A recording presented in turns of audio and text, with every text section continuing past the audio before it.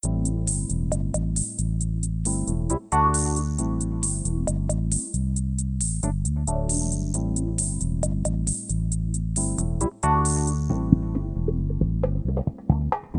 listening to the After the Show movie podcast from ascully.com.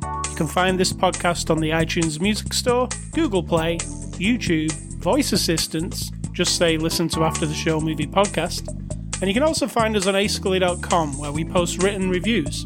With that out of the way, here are your hosts, A Scully and Sid Talk. Hello, Sid Talk. Hello. Hello. How are you? Fine.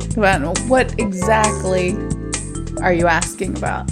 I'm asking how are you? My emotional status, my physical status, my financial status, my vibe, Saturday, last day before the beginning of my work week day. How, it's to be a little more specific. All right. How are you in general? That's not specific. I can't answer that question. I'm too complex. Sid Talk's fine, let's say. She's fine. She had a birthday this week. She's older. Also had an aunt die. She's also wiser. had a new baby added to the family. So, it's been a weird few days. So what we're saying is you're older, you're wiser, you're better, you're faster, you're stronger. And my family has leveled out. One in, one out. I was going to say that's a good... But it's not. It's not. No, it's not. It's not funny, but my family has a weird thing about death. So, All right. So what was the before the after the show discussion? You were talking about this movie, reading reviews about this movie. That's about it. All right. I'm playing Cities Skylines. So without further ado, let me introduce you to our podcast. It's Saturday, November the 7th. It is not. Remember the 5th of November. This is not Saturday, November 7th. The 7th was Thursday. That's right. That was my birthday. It's Saturday, November the 9th. I mean, we can keep doing the 7th over and over. That is fine with me. Yeah. But I don't think, also it doesn't matter because they're not listening to it right now. They're listening to it in the future. It could be 2025 on a Saturday night in the middle of December when they're listening to this. All right, it is Saturday, December the 9th, 2027. And you're listening to After the Show. And this is number 607. It will always be number 607, no matter when you're listening. Or 607, without the and. 607. 607. We're a movie review podcast, and we're going to review a movie for you this week. We're a marital movie review podcast, therefore... You get We only review movies about marriage. Well, then, this one's off the table. There's a bit of a marriage here between... Oh, so now we're having a loose... So I can't interpret fine and how are you loosely, but you can very loosely interpret what is marriage. All right. Come on. Let's stop bickering now. There is actually a show on a radio in the 40s called The Bickersons. The Bickersons? Are they always bickering? Yeah, it's hardcore. I can't listen to it for very long at a time. It's not like, they're horrible, like, swearing at each other or anything, but it's that kind of comedy where it's just constant insults and, like, misunderstandings. And they don't say, like, shut the fuck up. No. No, but... Mrs. Bickerson, shut the fuck up. If somebody were to re-record them and make it sound right, and every once in a while you had that in there, you'd just be like, damn, that's real life. No, not that you ever say that. All right, so... Actually, in my house, it is not allowed to tell anyone to shut up, just so everyone knows. It wasn't when I was growing up, and it wasn't when I was taking care of any children. I don't have children. It is not allowed. Sometimes we both tell Gary to shut up on MasterChef. Oh, well, that's different. He's a guy on TV. He can't hear us. We're talking about each other. We watch MasterChef, the Australian version, and one of the hosts. We just kind of disagree with everything. So obnoxious. We just tell him to shut up. It takes about 5 minutes, and he'll say something my first time of like, shut up, Gary. All right. Sorry, Gary, if you listen to this, but it is what it is. So the movie we're looking at this week is the full title, Fast and Furious presents Hobbs and Shaw. But I like to go by the names Hobbs and Shaw. Hobbs and Shaw, Hobbs and Shaw. It's a 2019 movie, released on Blu-ray on November the 5th. Remember, the 5th of November. See, now I can say it. And it is rated PG-13. You could say it any time. And it's from our friends at Universal who sent us a copy of the 4K release for review. Sid Talk, give us the synopsis of Hobbs and Shaw. And then I'll give you the synopsis off the box, which I haven't got, so I'll have to go and get it. A mismatched pair saving the world against a bad guy who is, you know, pinky to the side of his mouth kind of bad guy, but taking it a little more seriously. You didn't even hear what I said because you were out. Oh my God, you just let so much cold air in here. I heard the word seriously. Our computer room, office / computer room / actual master bedroom in the house, but it's not a bedroom for us. We keep it warm during cool days by having games playing on our computers, like mine right now, Cities. You will play other things, and when you open the door, it's like, oh. I'd say if you want an excellent space heater, you just need the NVIDIA GeForce RTX 1070. It's very, very warming to the room. And these monitors, when you put your hands up right in front of mine anyway, there's warmth coming right out of there. That's true. Anyway, life lessons along with your movie review. And this is a life thing that's nothing to do with this podcast, but I'll tell you anyway. Sid Talk. Our Amazon device was going off like an alarm in the kitchen. Oh. It's very unprofessional for me to say that on the podcast. But that was for I was making a cup of tea, which is in my hand. So I left the room before I thought it was like something was in the oven and it was burning. No. Apparently, I undid my tea bag before the timer went off. All right. But it's fine. I don't want anyone to worry about it. My tea is fine. And mentioning tea, it's in this cup. I'm showing it to the microphone, but I know you can't see it because there's no camera here. It is Louise Belcher, who happens to be from, I'm not going to say my very favorite show of all time, because MASH is actually my favorite television show of all time, but Bob's Burgers ranks right up there. And I don't care who likes it or doesn't like it or anything. I just love it. And it has Burger of the Day that Louise has clearly written on the board. Top butt burger. And then it says, your face looks like a butt. $5.95. And that was my birthday gift from my loving husband. That's true. It's going with my Bob's Burger set of Funko Pops and Monopoly game. So your synopsis of the movie is going to be followed by the official synopsis. Are you ready? Mm-hmm. The text is so small, I don't know how anybody could read it. Like Death Stranding? It's very small. Anyway, Dwayne Johnson and Jason Statham return to their unforgettable roles as Hobbs and Shaw in this action-packed feature from the blockbuster Fast and the Furious franchise. For years, hulking lawman Luke Hobbs and lawless outcast Deckard Shaw have traded smack talk and body blows. But when cybergenetically enhanced anarchist Brixton gains control of an insidious biothreat that could alter humanity forever, Hobbs and Shaw must partner up to bring down the only guy who might be badder than themselves. That is not what I said. Two mismatched guys come together to save the world because there's a bad guy, and I said he's like pinky to the side of the mouth kind of bad guy, but serious. It's like, so it's wacky, but it's badass at the same time. I'm just going to start off by saying I really enjoyed this movie. I am not a Fast and the Furious kind of gal. I get it. You love it. It's fun, but I've never sat and other than number 3, which of course is everyone else's least favorite, really enjoyed what I'm seeing, the experience of it. And this just had everything I liked. It was kind of dumb, but it was also hardcore. It had those fight scenes that I like from Atomic Blonde and Bourne movies, hardcore fighting, over the top weirdness, where you're like, that would kill a person. This is from the director of Atomic Blonde, so that's probably not a coincidence. And I really enjoyed it. I liked the way it looked. I didn't mind the dumbness or the wacky craziness of it or at all. I enjoyed it thoroughly. So. You liked it better than a regular Fast and the Furious movie? Yeah. Yeah. Well, for one reason. I'm not, other than Pitch Black, I'm not a Vin Diesel fan. Yeah, what I said last week was, next week we're watching Fast and the Furious presents Hobbs and Shaw, and Sid Talk's going to roll her eyes, and you actually said, oh. So, but I had a good time. Fun to know that you liked it. I take back my eye roll. So let me say from the top here, I am a fan of Fast and the Furious. Yes, I know it's really dumb.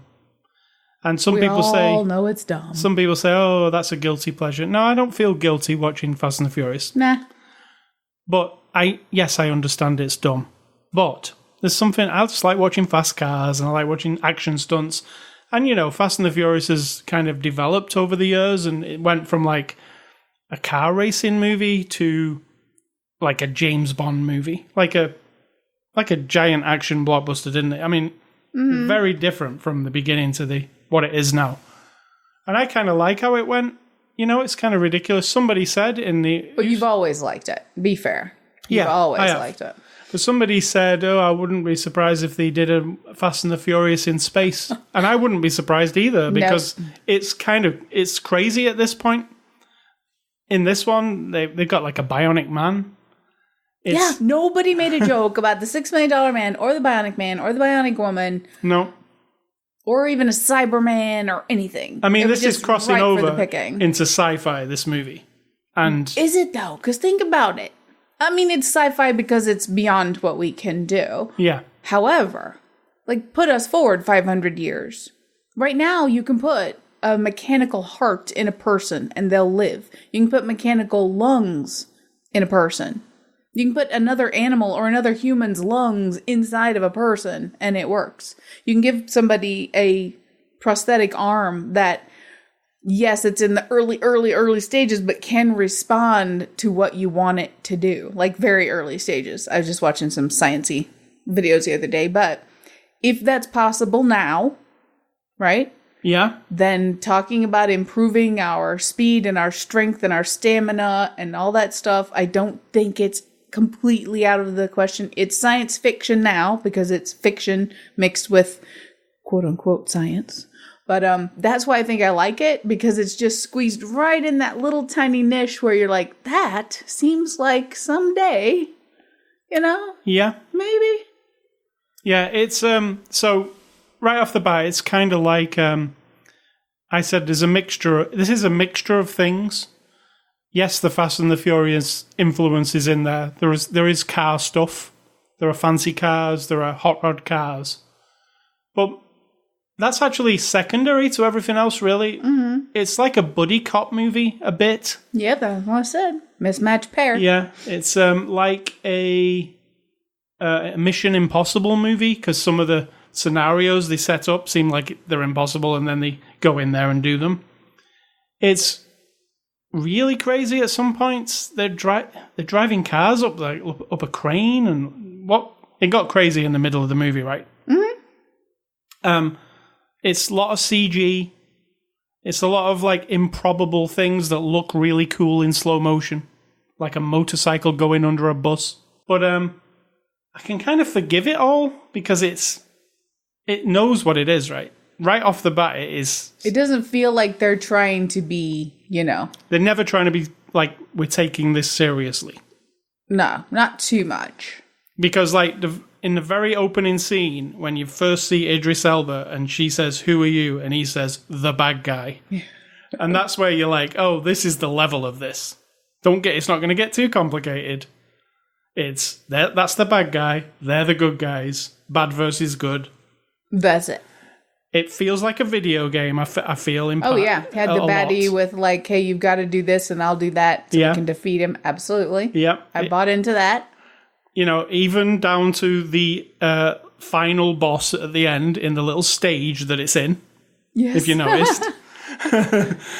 If this was translated into a video game, it would completely work. There'd be car chases, shooting, and then fighting. You've got to come at the bad guy with a certain amount of tactics. And I play a lot of video games, and video games are often accused of having dumb kind of story, and why doesn't somebody get more serious with a video game?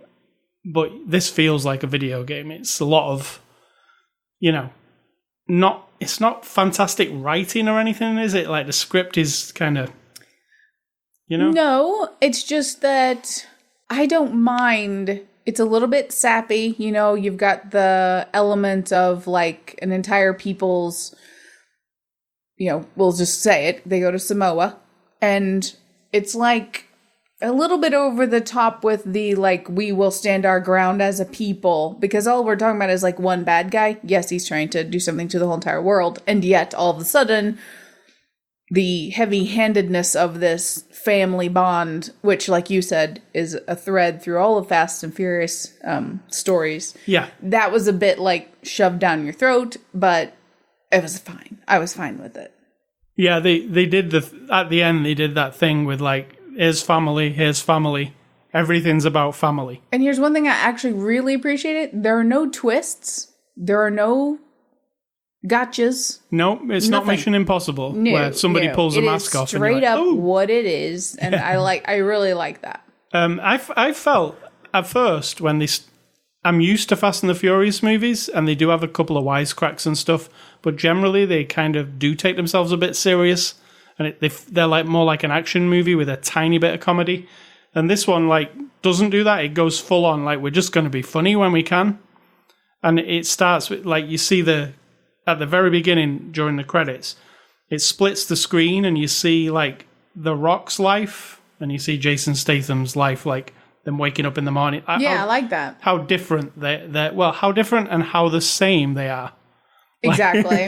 And you see that comparison. And then as soon as they turn up on the screen together, it's them bickering, like the Bickersons. And they... You know, every second after that, whenever they can have a dig at each other, they do. And I thought that can get a little old. I thought it was going to get old, but I thought it was actually whoever wrote the bickering. It was quite funny. Like some of it was stupid. Some of it was like I'm watching the WWE. Like it's like you know when the wrestlers like go look at the camera and say I'm going to kill him and I'm going to. It's like that. But then sometimes the things they say are actually quite funny. So. I didn't get fed up of them bickering at each other. And, you know, I'm not spoiling anything really, but... It's a bit weighted. I mean, it's heavy in the movie that if you really love that, then yeah, you're looking forward to it every time. After about the third scene of it, I was a little bit over it. But that's, you know... I really liked... There's a scene where they have to be in disguises to get on this plane. And it's... They're hilarious. They're just in these ridiculous costumes, like, and it's just really. I thought that was really funny. Things like that, they seem stupid. It's like making fun of spy movies, like where people have to put on a disguise, but it was actually funny. And then, what did you think of? There's a scene in the movie where there are two doors, and they both go in a door, and then they fight down a corridor. And it's. I've never quite seen anything quite like it. It's like The Rock's on one side and Statham's on the other side. There's a pane of glass in between them. The Rock's doing a thing and Statham's beating a lot of people up. And it's like a comedy skit because... It is, and it's like what the guy you just watched who reviewed it said. It is like, this movie does have like cartoon elements. Yeah, it's like... That's how it feels. It's like Elmer Fudd or something like... It's like... Or even like if you want to go with a movie that's cartoony, you could say, speaking of... Pinky to this corner of the mouth, but it's a little bit like that. Austin Powers, you know? Yeah. So wacky to watch, and yet it's still, they have those hardcore fights things in there, kind of balances it out. I don't know. I won't justify why I like those scenes, because that was kind of fun. It's like a fight scene from John Wick, but then they threw a lot of comedy into it at the same time. John Wick has its own elements of comedy. And then there's like The Rock just like doing his thing over here and Statham beating tons of people up, smashing them against the glass. And then he has to use their faces in like this facial scanner at the end and he's slamming them into it. But it's like... It makes you wonder, who are they making this movie for? Now, this is very violent, and the idea of the entire population being decimated because of, you know, something the bad guy wants to do is pretty grown up, but it's very marketed to either very, like, low expectations, we'll say. So I have low expectations of this, the comedy, the blah, blah, blah, this kind of is, it's fine, I get it, it's fun, or children. You know what I mean? Right. But is this for children? Because children would laugh at that. I know, and they think it's hilarious. What rating is it? It's a PG-13. So, yes, you could have, kids are going to see this, right? Because they used the F word once, but they both said it at the same time. Yeah? In the very beginning. Yeah, they're only allowed one in this type of movie, and they use it. And then it doesn't have any sex in it. Nope. It never goes like that. But, I mean, it is extremely violent in parts, right? I mean, there's a lot of shooting, and there's a lot of smashing people's faces in, and,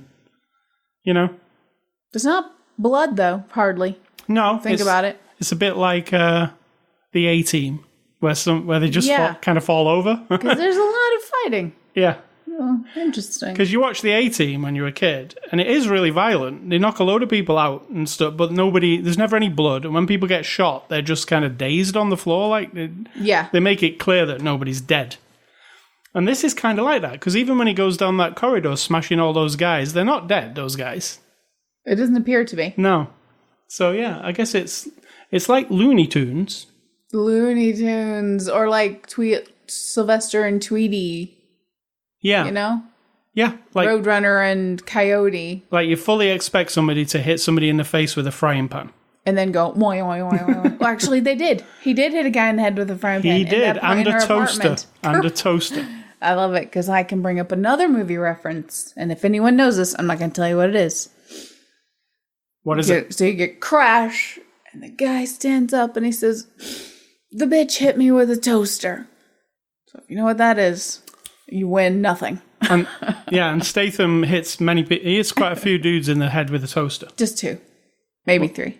3 dudes, I reckon. Yeah. But I mean, I was thinking, being hit with a toaster is hardcore. Being hit with anything. if somebody just smacks you on the face, I mean, like, jokingly, it's pain. So that's why I think I like these sort of like visceral, the way they stage them and choreograph them. We all know they're not really beating each other up, but we've seen enough extras to know it's a dance, and they're really working at making, the camera angles, and then like just like your body moves in a certain way, right? If you get knocked over or bumped, but if you're faking it, we know it shows up a lot if people aren't very good at the stunt kind of work. And in this one, I really liked everything, except there were a few of those like, you know what I mean? Like, bouncing their head, like, when they got punched or whatever. They were like, the guys we saw on John Wick when we watched the extras, that bunch of guys who... Yeah, they're from martial arts movies from like the 70s and 80s. That kind of reaction. But other than that,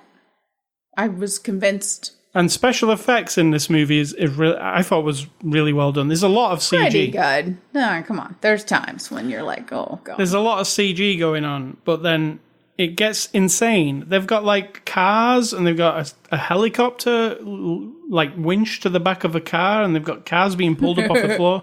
They've got a scene where they're like driving through like a quarry-ish type place, and they're driving up on like gantries, and that bit where he's in that buggy and she's like flying out of the front window, and it's like, that was cool. Yeah, there's a lot of like really cool like James Bondish, but like over the top. Like James Bond wouldn't ever go that far, because James Bond tries to be a bit more realistic. Does it, or doesn't it? I don't know about that. I mean, there's many times where you're like, as if like he drives a car around a gantry in like a factory, and he drives it around, and he does a power slide, and he's perfectly on. He doesn't fall off. He goes round, and then he jumps out of a window. It's like, I don't think that could physically happen, but hey, you just got to go with it. And you gotta go with it, because I mean, you're not watching it to watch people sit in a room and do a podcast. No, you're watching a movie to see crazy shit. Sometimes heart-wrenching real life connection. Other times like this. Yeah, this is none of that. It's just action, cars chasing. They've tucked enough. The brother-sister and the brother-brother thing, I liked. Right. It got a little heavy there just because when they went to Samoa, then the whole thing. But the idea of it, that they've been both been separated from their siblings for so long, and not necessarily why, but just kind of mending those family things, I think I liked it. And let's not forget about our lovable Jason Statham character in this movie. How in Fast and the Furious 7, He murdered a whole hospital full of people. Yeah, he's the murdered. He's the bad guy, everybody. Don't forget. But in this one, he's so lovable. We're trying to erase that. I bet if they keep him up, they're going to try to find a way to make that scene, bring it back in, and show that he didn't do it. He didn't actually kill everyone. Right. They were just all knocked. There'll be some mention like, back 7 years ago when the hospital full of people were like put to sleep for 3 hours by bad guy Jason Statham. It's actually one of my favorite openings to the Fast and the Furious movies. Unexpected. You're like, whoa. Because what it does is it shows you Jason Statham sat next to his brother who's in a hospital bed. And he's just talking to his brother about the past and his brother's in a really bad way. And then the camera just slowly pans backwards and it goes through the door. And you see the staff of the hospital and you see dead nurses and you see dead, and then the camera pans all the way out and it's just this trail of death, and then you realize there were dead nurses and stuff. There was dead everything. I don't think so. And then you realize when it gets to the door, oh, Statham did all that, and then now you love him in this movie. He's a cheeky chappy. That's how it works. So yeah, don't forget he was a mass murderer. It's really dopey. The story to me feels like it's just, we got to have action sequences and this kind of facilitates them. The story's not that great, right? The story is not great. It's just very standard. There's nothing spectacular about a bad guy who wants to improve humanity and in the process take down it's very political because they name the virus what the very conservative people in the American politics world call the very liberal people in the politics world, which is snowflake, and that it is going to be killing all of them. It's killing all the weak people, so all the strong people can take over and make the world a better place. Now, I really liked the idea of the virus thing, but it was never demonstrated to us. No, it was just not. suggested what it did. So I needed a demonstration to make it feel real to me. Did you want the sister to die? Not the sister to die, but somebody in a laboratory show us what happens. Or maybe put it in the scientist guy. I'll put it in somebody and we see their eyes pop out or whatever happens and we go, oh God, yeah, it's horrific. But in this movie, you just have to go, oh, well, this virus is pretty bad. You just have to take the word for it. Nobody ever gets horrifically killed by it.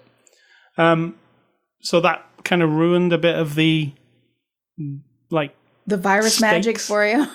Yeah, the stakes were a bit lower because I was like, well, I've never seen anybody get anything. I've just have to take this guy's word for it. So, this could become its own thing that's not Fast and the Furious. In fact, if you took Fast and the Furious off it would also work, I think, without the name on the cover. Just Hobbs and Shaw. It would work as an action movie in its own right. You don't need to know anything about Fast and the Furious, right? True, absolutely nothing.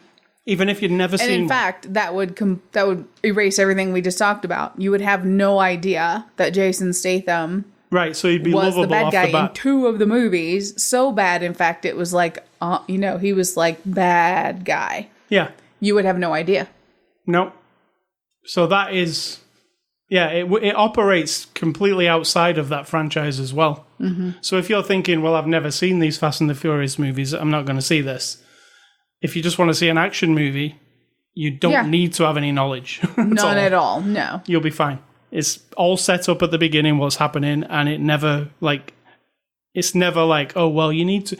if you watch Watchmen on HBO at the moment, which I love, it helps if you know about the story of Watchmen a lot.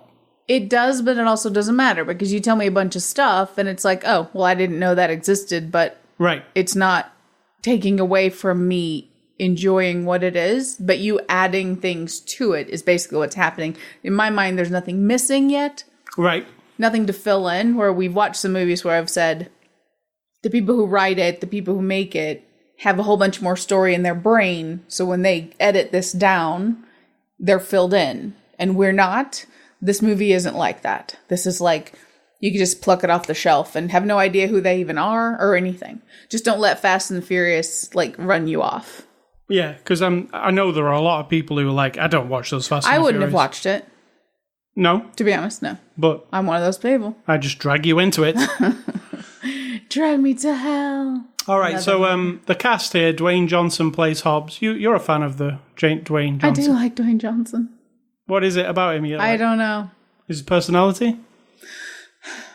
He's like is it his movie starness? No, I don't know. I don't know how to Is it an intangible?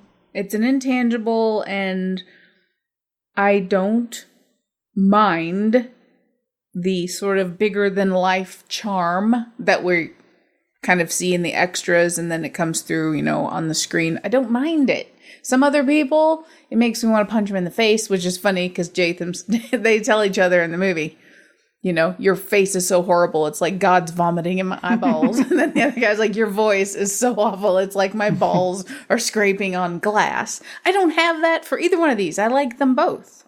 Yeah. So I have no vomiting glass balls or anything. I'm good. There are other people, though. Oh my God. That I can't handle. Those jokes that Sid Talk just told you, that's kind of the level of the jokes in this movie. But somehow it works. I was like... The reason that I identify with that is there are people in real life that when I hear them talking or I see their face, I don't have those precise descriptions to give you, but something happens and I want to say those horrible things to the person. I don't, but I understood completely. So I identified with that little comedy skit. So Jason Statham plays Shaw. I really like Jason Statham since The Transporter. Actually... further back than The Transporter, Lock, Stock and Two Smoking Barrels was when I first was introduced to him. Are you a fan? I mean, hit and miss, but I like Transporter first one. What else is Second Transporter was good too. Yeah, but nothing beats a guy throwing a woman at the bad guys. There's a woman throwing in this one too. He didn't throw her. He just picked her up. Yeah, picked her up with one arm. Yeah. And the guy, Idris Elba did throw one of these guys. And so that was, to me, an homage to throwing the woman in the first one. Statham's pretty one note. Like The Rock is. You know what? In this one, if you watch close enough in a few scenes when they're really going back and forth at each other, I think they made each other better. And right. I'm not saying they're like, another one that was good for Dwayne Johnson was No Pain, No Gain. Pain and Gain. Pain and Gain. That's the one. That's a Michael Bay movie. Where he had to be a different kind of character, kind of dummied down, but I mean, really he was still a bodybuilder type guy. I don't think you can escape that part. I mean, what are you going to do, right? Well, I guess he was the Tooth Fairy, wasn't he? Yes. And something else where he was with the little kid. Yeah. Seems like these kind of stars, Arnold, him. Yeah, they go through the range of like, here's the kid comedy, here's the old lady comedy, here's the like buddy comedy, here's the serious one. What's his serious one so far? Oh, he was in that other one that was pretty good. Sid talks that other one. That other one where he's driving that car. Yeah, that other one. He's driving to Fast and the Furious. No, not that one. Oh, yeah. Faster. Yeah, I like that one. Yeah, but still, he was a tough guy. Yeah, got out of prison. It brought out a little bit different stuff, and I think this one actually there were moments when because they're being funny with each other, like comedy funny. They were better. But anyway, Statham. I'm a fan of Statham. He's a good action guy. Is he a jerk in real life? Because we haven't established. We don't know. I have no idea. He's married to Rosie Huntington Whiteley, who was the lady from the Transformers movie. Mm. You remember like Shia LaBeouf had, who did he have first? Megan Fox. Yeah. And then she got fired from that movie, and then they replaced her with that supermodel lady. That's who his wife is. Mm. But I've never heard of any stories of Statham being an asshole. So perhaps he's just a nice guy. Maybe.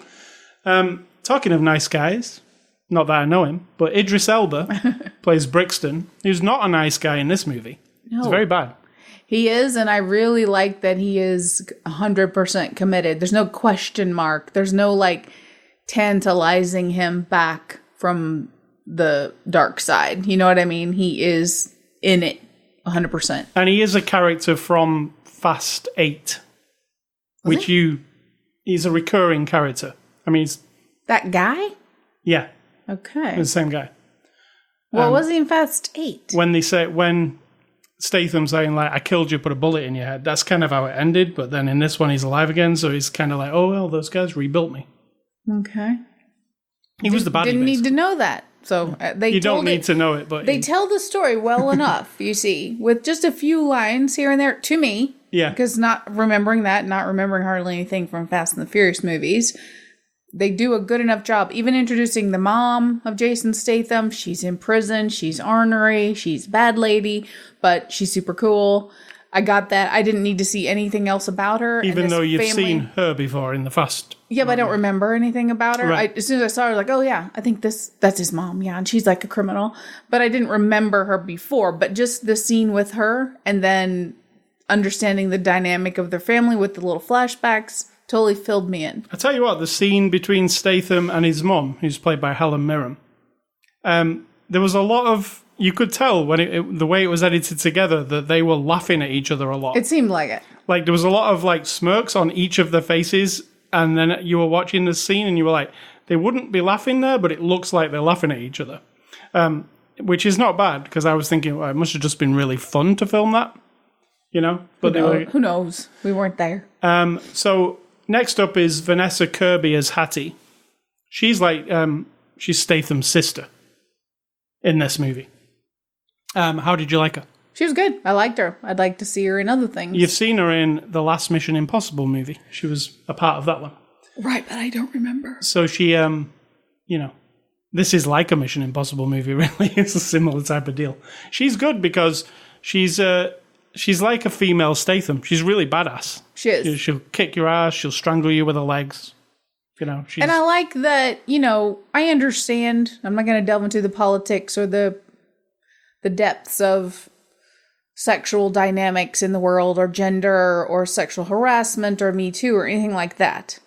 But what I will say is I actually appreciate that in this movie, for better or worse, there's the Dwayne Johnson calls one tattoo lady sweetheart and kind of winks at her and she kind of does the coy thing. So then you're like, oh, sexist. Oh yeah, I forgot about that. Sexist, but it's like that's real life. And no harm came of it. And then another scene where Statham's like defending his sister and Dwayne Johnson's character's like, hey, she's smart, she's tough, she gets to make her own decisions. That's not up to me. So they're throwing both sides at you, where she's kind of the damsel in distress, but she's also brought it on herself. She wasn't put in this position, you know what I mean? She wasn't like dragged screaming off somewhere and then put in. It's not that she has no part in the story. She's very pivotal in how the whole story gets going. So I like that. But then just the flirtiness between them, and you kind of go back to old school, like, are we going to see these two get together or not? I like that we're not shying away from that completely. Right. Because then it would feel really sterile. Yeah. And there are some good action sequences with her. Oh, very good. I love the fighting. I love that people understand the dynamic of a woman fighting. Like we said, this movie's all... There was a part where she was running across the top of those temporary buildings, which was really cool, and she dives into a car.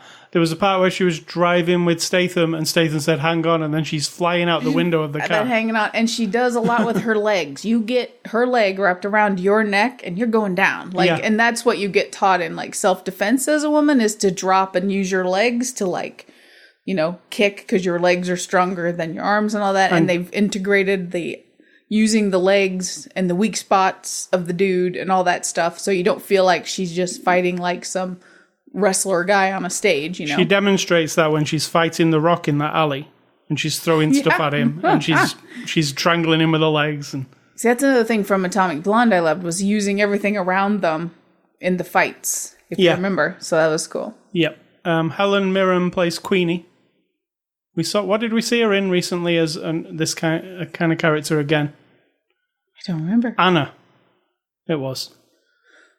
She was like the Russian lady. Oh, true.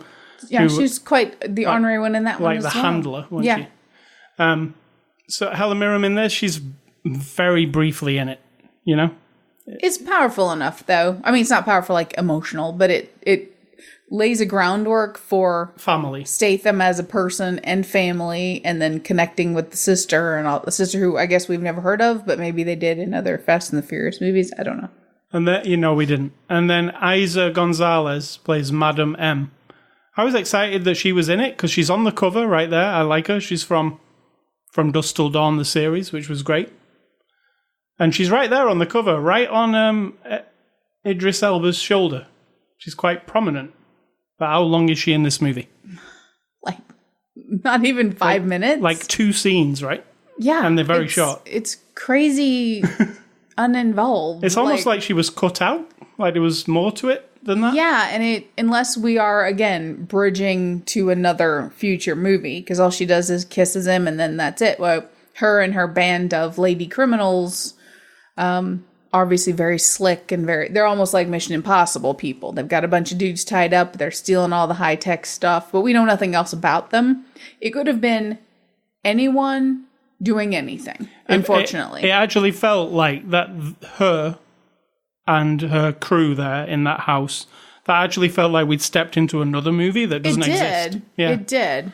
Like, oh, there's a whole bunch of characters, then we know nothing about them, and then they're gone. And it did feel forced to be like, here's a whole band of women criminals. It was very obvious. They're all very sexily, scantily clad with their tight, not scantily, I guess, but they're all dressed in a way She was pretty scantily like, clad. Yeah. Yes, she was actually. She kind of had which I don't mind, but then it's just overtly saying he's relying on this band of criminals and they're all women. Sexy criminals, which is fine.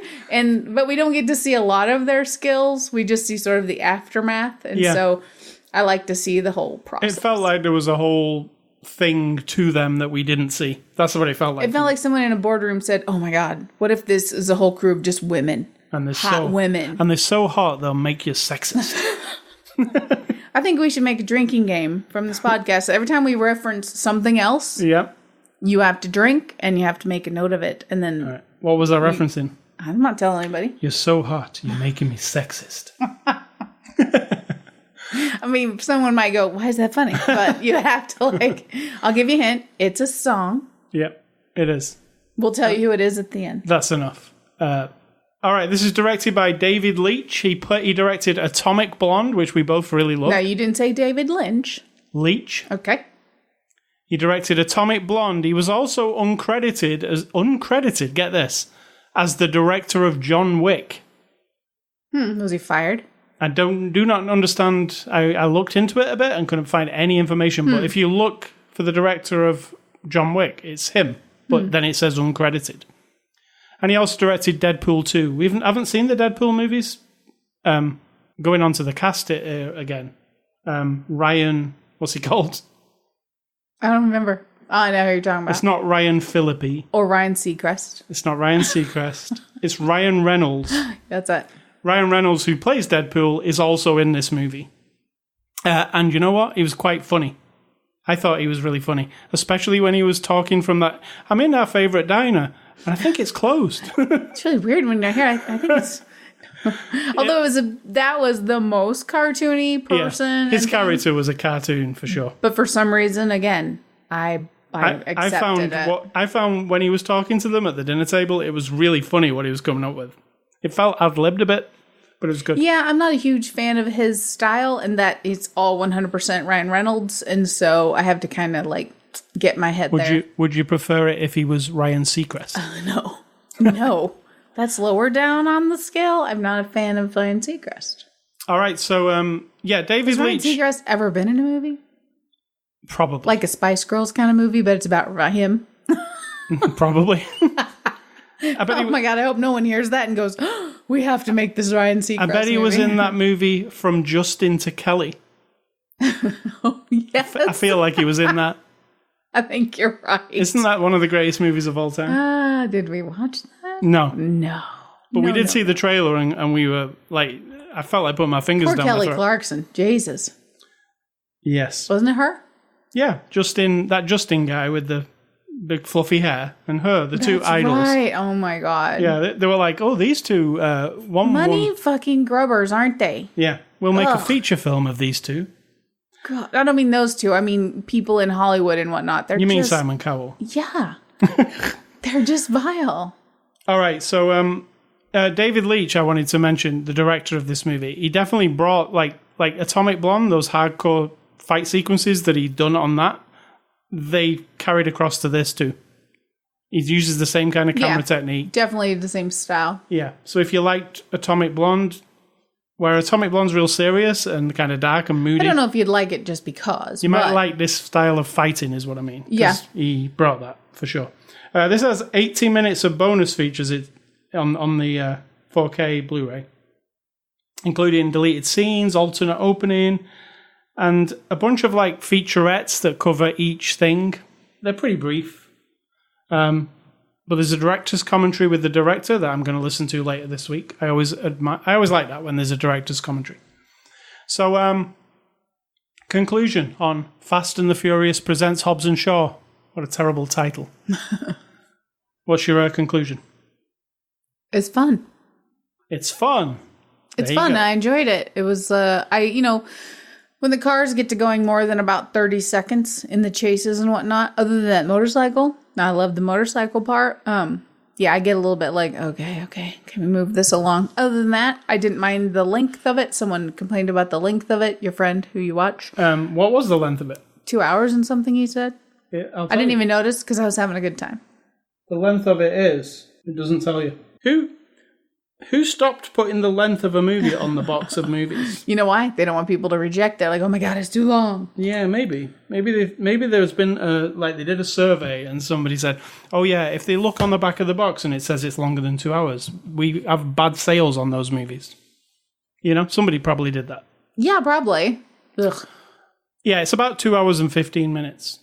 And people say, I did read a few reviews that said it was too long, but I disagree. It was over before I knew it. I was like, oh, there we go. I thought it was really fun, and I expected you to hate this movie. Even while you were watching it? No, just during this week when I knew what the movie was going to be. I was like, oh. This is why you didn't tell me. Well, you knew, I think, because I told you last week. I didn't know. Well, I don't soak up the stuff that I don't care about. All right, what are IMDb reviews? Reviews on IMDb? And some of them have 1 star. And you like to read them in a funny voice because you think it's hilarious when you disagree with them. But then we kind of champion them when we agree. And I can guarantee you, the one you're going to read, the one that's like the one person out there in the world who keeps writing this about every single movie, is that either waste of 2 hours of my life or worst movie I've ever seen. Yeah, Go probably. for it. So, yeah. Well, I'll read you the bad reviews for this movie because the good ones are boring. All right. Number 1 from Sean Hosson on IMDb says, "Let the franchise die in peace. This is one of the worst movies of the year and definitely the worst in the series. They don't even race anymore. Instead, The Rock holds onto helicopters with a metal chain. I can't believe I'm seeing ratings of 10. The story is so poorly constructed, it's embarrassing. These people are the reason for garbage like the Transformers. Save yourself and have some respect. Don't watch this trash." All right, there's that guy. Was that guy, all right. This guy says, Lee Med says, "This film is the epitome of millennial trash." I guarantee you there's not even a millennial in this movie or making... No, there is not. Everyone's way too old to be a millennial. It's certainly not a millennial. Or too young. Those are the only options you have here. That's true. This guy says, if anything, it's middle-aged men sitting around a table trying to, like, reinvigorate themselves by being tough guys. Yep. I.e., the 3 stars of this movie. It's certainly not a millennial. Not a millennial in thing sight. At all, no. This guy says, Cruise82, maybe Tom Cruise, who knows? He says, "I can't believe I wasted 2 hours of my life with this piece of crap. My. I call this crappy money-making Hollywood-style Hollywood mix." He says, "Just take every stupid movie ever made, put it in a blender, and there you have it. Fast and the Furious, Hobbs and Shaw. It's the most ridiculously stupid script ever, where logic and physics law do not exist, combined with super bad CGI and bad acting. I just wish the 90s Hollywood would come back where people were naive and movies were really good." Oh, right. Like fucking Die Hard. Yes. Very believable. Very believable. And Commando and Rambo. Yeah. What? I'm not saying that I would compare this movie and say it's better than any other movie of its type. I can't, you know what I mean? Like, it is what it is. I enjoy it. But then I can understand, and your guy said this as well. I could totally agree when someone would say that's so crappy and so boring and it's so blah. You'd be like, yeah, I get it. Or if someone says that was awesome, I loved it, you'd be like, yep, I understand that too. It's one of those. I don't think that it. How would you think that the action movies of the 90s are more realistic? I mean, no idea. What are we really talking about? What kind of action movies are from the 90s? Let's just bang them out here. I think Die Hard's from the late 80s, isn't it? Like Air Force One. How realistic is that? Yeah. That's a perfect example. Let's go back to those days. Oh my God. People. And finally, the last guy here says, this movie was boring. There was one good action scene on a skyscraper, but of course, that scene was ruined by a corny joke. My fiancé and I went to the theatre where you could order food. When the food ran out, we were ready to go. He was just as equally bored as I was, so we both had no interest in finishing this film. I mean, I'm glad you had a nice dinner, though. An insight into like your whole evening. That's I wonder great. what they had. Nachos, do you reckon? Or nachos? Nachos. You say nachos, I say tomato. You say nacho. Nacho. I'm not making fun of you. I'm just saying. Those are the bad movie reviews. Thanks to Universal for giving us a copy of the movie for review.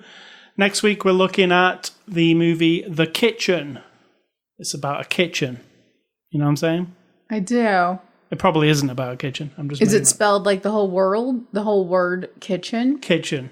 The Kitchen. Could be Hell's Kitchen. Okay. Yeah, The Kitchen. It stars Elizabeth Moss from Mad Men. All right, movie recommendations. I am going on this film. Reminded me a lot of GoldenEye, which is one of my favourite Bond movies.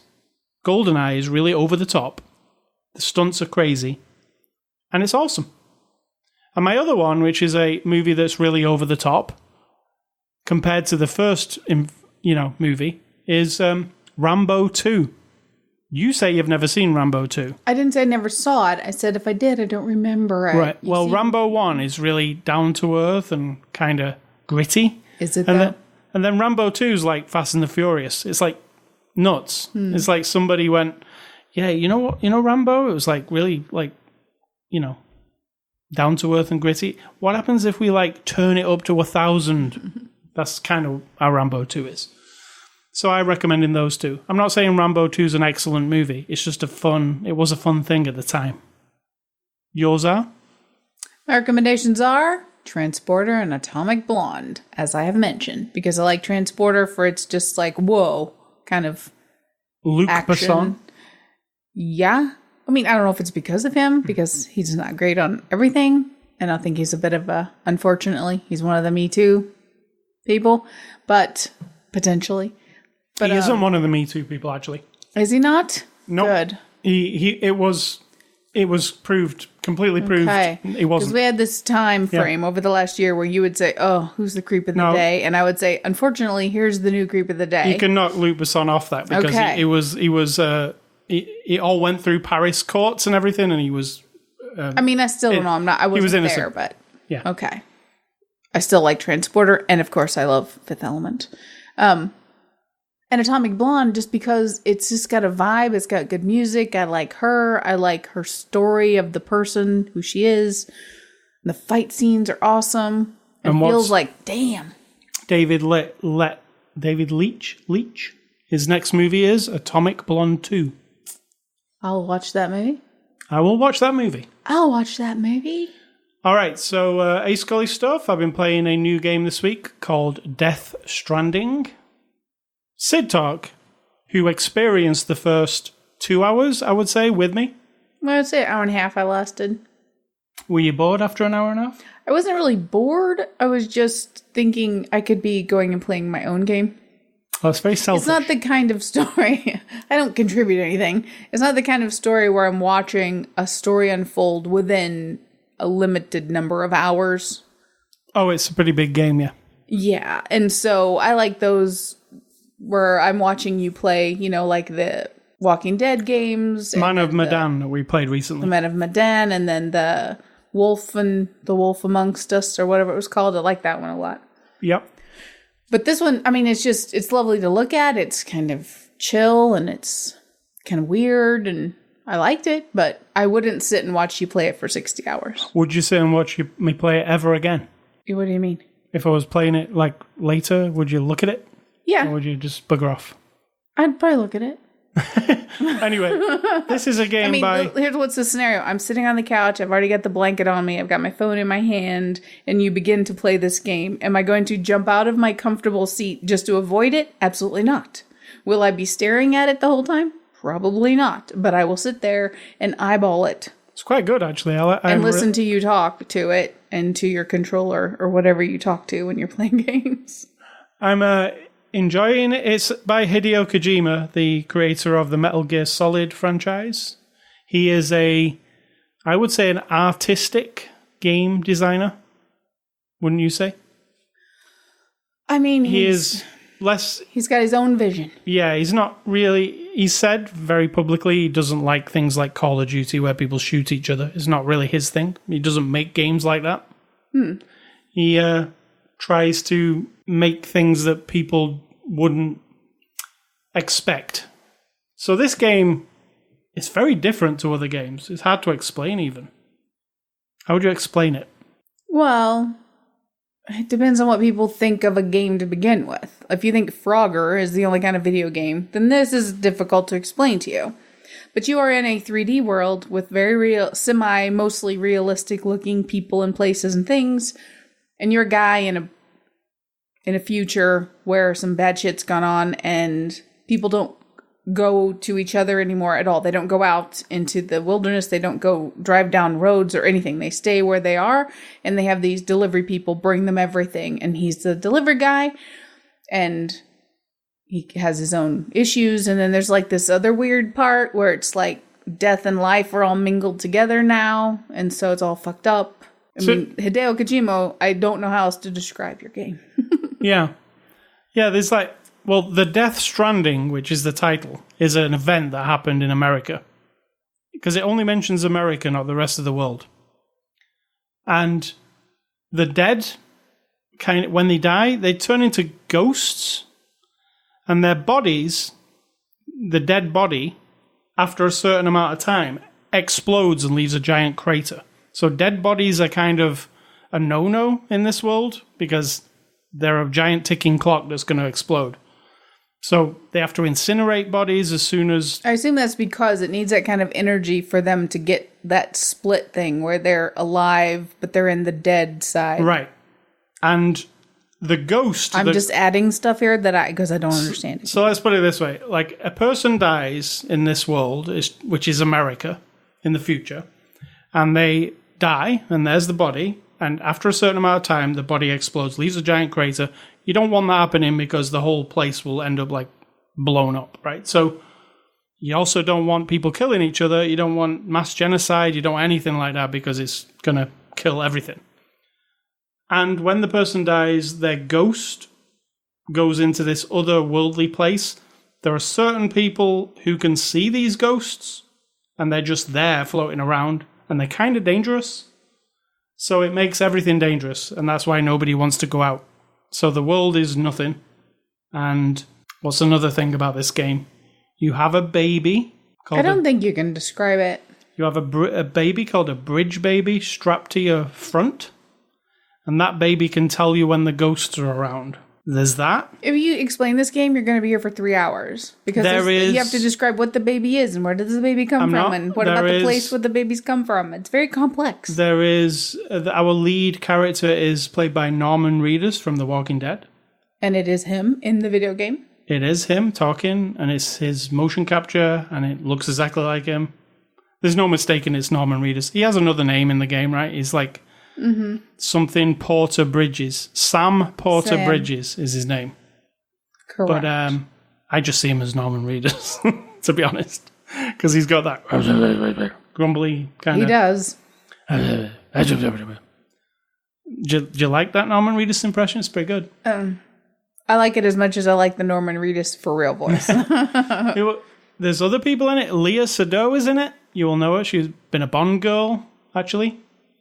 She plays a character called Fragile. I can't say it. Say it for me. Gamero. What?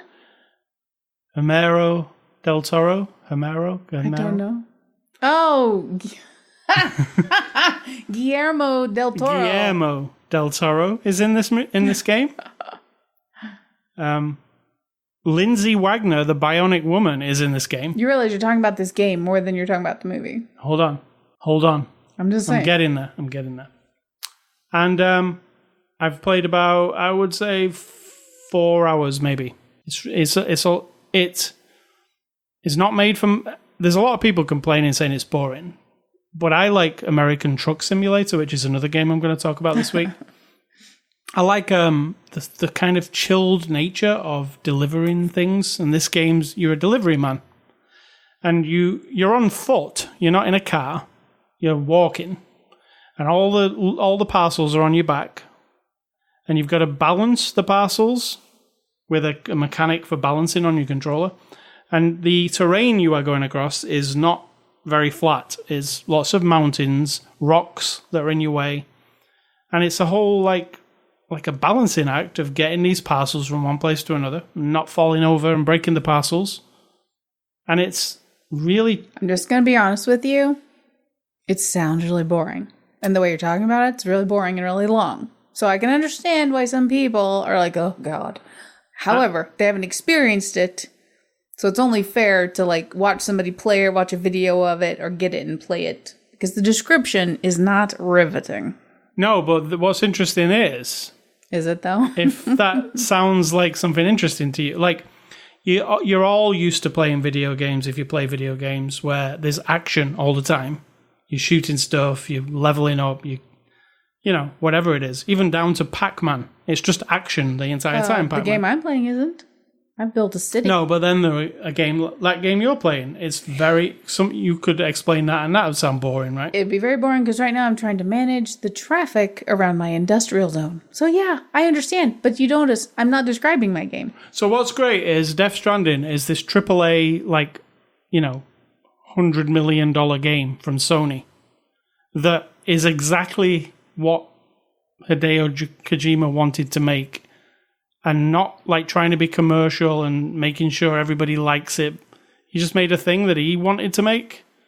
And even he has described it as a new genre. Like maybe he said like, you know, I made Metal Gear Solid and then he actually said, when I made Metal Gear Solid, I didn't know what genre it was. And then people started saying, oh, this is like stealth action. And then he said like all of a sudden there was loads of games that were similar to Metal Gear Solid. Then it became a genre of its own. He's like, well, this game, I don't know what genre it is. Maybe somebody will give it a name and maybe there'll be loads of games like it in the future. And I don't disagree. You know, he's kind of invented something that's different. And as a video gamer who plays a lot of games and there's a lot of generic stuff that you play, this one sticks out to me as something kind of special. But definitely not for everybody. And the other game I've been playing this week... Oh God, there's another one. ...is American Truck Simulator, and they've added a new DLC to it. Everybody, you might want to get a cup of coffee. And this is awesome. I want to thank my friend at American Truck Sim who sent me a key for this. He's called Pavel, and he's awesome. He put us on the list for getting American Truck Sim stuff. And the DLC is Utah. So, like, this started off like as 3 states, this game. It's a truck simulator. You're delivering stuff in a truck. It's really fun. You like it, right? Me? I mean, I don't do it. No, I don't play it. You can appreciate it, I reckon. I can appreciate it, yes. It looks really cool. It actually looks very realistic, I think. When you're driving, it's like, all the signs are right, you know. You go on the highway, you have to obey all the laws of the road. But Utah is the latest state that they've added to it. I think it's about... Now, just let me clarify. He's talking about Utah. There's no R on the end of it, but yes. UTAH. Correct. Utah. Utah. Now, when I started the game and I got the new DLC, I was in California, so I had to drive to Utah to even see it, which was an hour drive. So I drove. In real life, it wouldn't be an hour drive, but in this game, the way the roads are, it is. But I got there. What is, if I was to ask you, have you been to Utah first off? I've been across it in a train. Right. So what would be the characteristics of it that's different from here, for instance, Missouri? There's some kind of like, well, I was across a more desolate part of it with lots of desert? Deserty formations-ish. It was just a corner, so, you know. See, in the game, I drove from Vegas to Utah. I drove from California to Vegas and then through to Utah. And as in the game now, Vegas and Utah don't look that much different, to be honest. Does it get different the further you go into it? Sure, yeah. Right, so I'm in the deserty bit. So, yeah, it's a huge thing. 3,000 miles of new road they've added, so that'll take you some time to drive. And they've added all, like Salt Lake City is in there, all the major Utah. I'm really looking forward to when they add Missouri, you know? I mean, I could take you all over Missouri. That would not be a problem. Yeah, but do you have a truck and can I deliver stuff? I don't have a truck, no. But we can deliver stuff, just randomly take stuff to people. So, Truck Simulator Utah, it's a $15 expansion. It's seriously hours and hours and hours. If you're into this game, American Truck Simulator, I doubt you even think about. You just buy the DLC when it comes out because you want to add another state. And eventually, it will be the whole of America. And you'll be able to drive from one side of America to the other, delivering stuff. It's really fun. What's for dinner, Sid Talk? Probably Impossible Whopper. Not probably. Probably Impossible Whopper. Probably has some value. Probably has a bit of value. Do we Nobody have to drink? Will get that reference. Oh, we have to drink. Hold on. Nobody will get that reference. That's not a movie. Probably Impossible Whopper would do the once a week thing now for the Impossible, even though it takes me almost an hour to go get it, which gets really on my nerves, but whatever.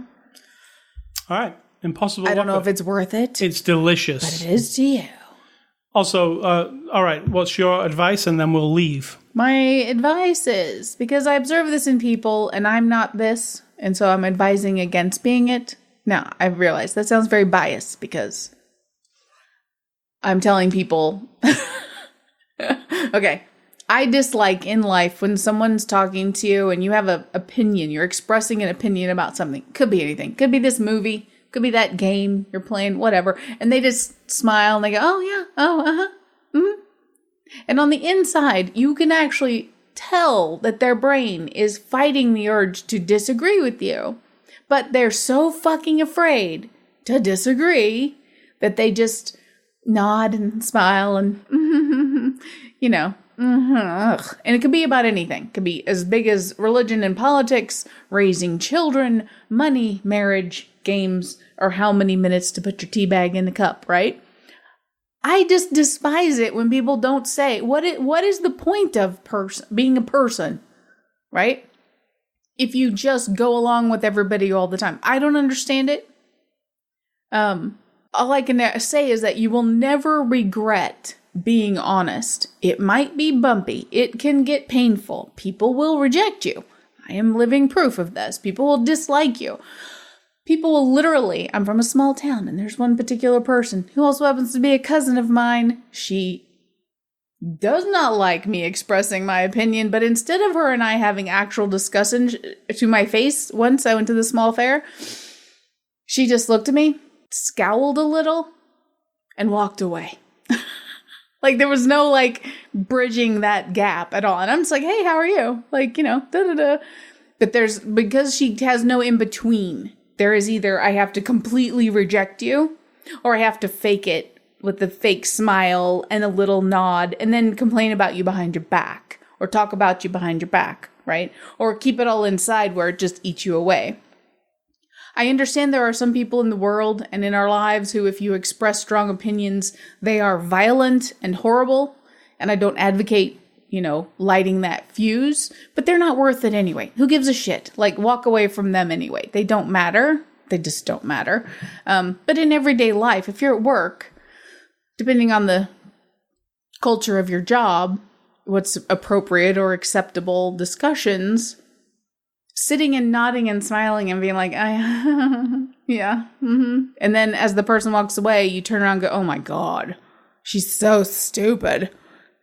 How can she possibly think that? Instead of like confronting it. I don't understand that tiny little sliver there where in that moment of time, people are afraid or they can't be bothered to just say, oh no, that movie's really dumb. I hated that movie. Like, are you worried the person's gonna reject you forever because you disagree with them? I don't know. I just find it vile. Vile. It is vile because why are you alive if you're not here to be who you are? Like, truly be who you are. And yes, you will ruffle feathers and you will get people. There are some people who will just blank you out. They'll unfriend you. My own brother has unfriended me on Facebook because he doesn't like that I support my nieces, his daughters, in the things that they believe in and that they think about and that they support that he disagrees with. And so he can't even confront that or cope with it. So he just avoids it. I just think that's bullshit. Like, what's the worst going to happen? You're going to go, well, I don't like that. Well, I do. Well, let's talk about it. Okay, let's talk about it. And then you learn about each other. You can still walk away disagreeing, but now you at least, I don't know, it just doesn't make sense to me to avoid all confrontation. I think it's lazy and the end of your life is going to come someday. And if you have time to think about it, you will not ever regret saying being who you are. You might regret not saying your opinion. You might lay there going, oh God, why did I just, agree with everybody all the time? Like I wasted my life being nothing. I know that's harsh, but it just gets on my nerves. That's pretty harsh. It is, but that's me giving you my opinion. And I would do it if you were sitting right next to me. This isn't because there's a microphone and a computer and a million miles between me and the people. If we were sitting across each other at a diner having a discussion, I would say the same thing, like exactly the same. You would see me with my hands in the air and the expression on my face and like tone of my voice. It would be exactly the same. I would not shy away from it. All right. So, well said. Debatable. So you can catch us on Twitter, Facebook, Instagram. Catch this podcast anywhere that podcasts. I tell you at the beginning of the show every week. Anywhere there is a podcast, apart from Spotify. You can email feedback to me at ascully@ascully.com. Don't email Sid Talk. And... You can. You can if you want. But don't. And stay classy. The Fast and the Furious. Is it classy? That's a push. That's not classy. And I'm going to say think for yourself, because if you don't do it, someone is doing it for you.